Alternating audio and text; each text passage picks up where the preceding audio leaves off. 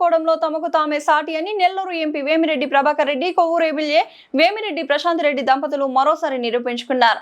నెల్లూరు నగరపాలక సంస్థలో సచివాలయ ప్లానింగ్ కార్యదర్శిగా పనిచేస్తున్న రఘు సతీమణి పావని గారి వైద్య ఖర్చుల నిమిత్తం 3 లక్షల రూపాయల భారీ ఆర్థిక సాయాన్ని అందజేసి వారి కుటుంబానికి కొండంత అండగా నిలిచారు.